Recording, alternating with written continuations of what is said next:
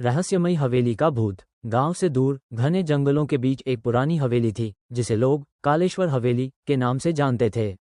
कहते थे कि वहां अजीब घटनाएं होती थीं। रात में चीखने की आवाजें आती, खिड़कियां अपने आप खुलती बंद होती और कभी कभी सफ़ेद साए नजर आते। लगभग 100 साल पहले इस हवेली में ठाकुर रणवीर सिंह अपने परिवार के साथ रहते थे। वो बेहद अमीर और क्रूर व्यक्ति थे। कहते हैं कि उन्होंने हवेली में कई नौकरों और निर्दोष ग्रामीणों को यातनाएं दी थीं।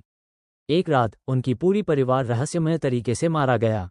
इसके बाद से ही हवेली वीरान हो गई और इसे भुता मान लिया गया। अमित, एक युवा पत्रकार जिसने हमेशा भूत प्रेत की कहानियों को बकवास समझा था, इस हवेली की सच्चाई जानने के लिए गांव आया। गांव वालों ने उसे वहां जाने से मना किया, लेकिन उसकी जिज्ञासा इतनी बढ़ चुकी थी कि उसने खुद जाकर सब पता लगाने की ठानी। उसने अपने दोस्त विकास को भी साथ ले लिया और दोनों ने रात में हवेली में जाने की योजना बनाई। अमित और विकास ने आधी रात के समय हवेली में कदम रखा। हवेली की जर्जर दीवारें और टूटी फूटी खिड़कियां किसी भूतिया फिल्म के सेट जैसी लग रही थीं। जैसे ही उन्होंने दरवाजा खोला, एक ठंडी हवा का झोंका आया और उनके शरीर में सिहरन दौड़ गई। वे अंदर बढ़े तो देखा कि दीवारों पर अब भी पुराने समय की पेंटिंग्स टंगी थीं। अचानक एक कोने से कुछ गिरने की आवाज आई। दोनों सहम गए। टॉर्च की रोशनी डालकर देखा तो एक पुराना झाड़ू पड़ा था जो शायद हवा से गिरा था। ये सिर्फ हमारा भ्रम है, अमित ने खुद को दिलासा दिया। वे हवेली में आगे बढ़े तो उन्हें एक बड़ा हॉल दिखा जहां फर्श पर धूल जमी थी।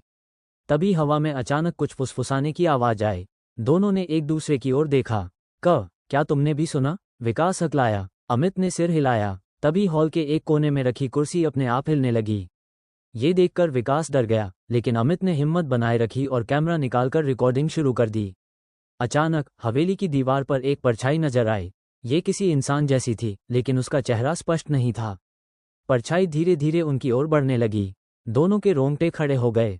विकास तो भागने ही वाला था कि अमित ने उसका हाथ पकड़ लिया।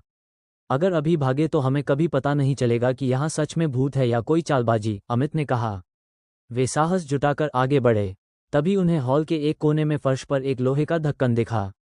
अमित ने उसे खींचकर खोला तो नीचे अंधेरा तहखाना नजर आया। दोनों ने टॉर्च की रोशनी से नीचे झांका और धीरे धीरे सीढ़ियां उतरने लगे। तहखाने में एक पुरानी लकड़ी की अलमारी थी।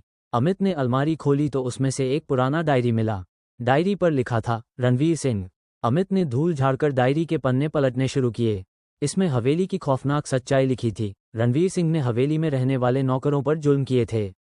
एक दिन उन नौकरों ने बदला लेने के लिए पूरे परिवार को जला दिया और खुद भी आग में कूदकर जान दे दी। उनके अधूरे बदले की भावना इस हवेली में भूत बनकर रह गई थी। तभी अचानक तहखाने का दरवाजा अपने आप बंद हो गया और चारों ओर अंधेरा छा गया। हवा में फिर वही फुसफुसाहट गूंजने लगी। अमित और विकास के दिल तेजी से धड़कने लगे। दोनों ने दरवाजा खोलने की कोशिश की, लेकिन वो जाम हो चुका था। तभी तहखाने में एक सफ़ेद साया प्रकट हुआ। उसकी आंखें जल रही थीं और वह हवा में तैर रहा था। वह तेजी से अमित की ओर बढ़ा। अमित ने डर के मारे डायरी वहीं गिरा दी और दरवाजे पर जोर से धक्का मारा। अचानक दरवाजा खुद खुल गया और दोनों बाहर भागे। पीछे से एक भयानक चीख सुनाई दी। हवेली की खिड़की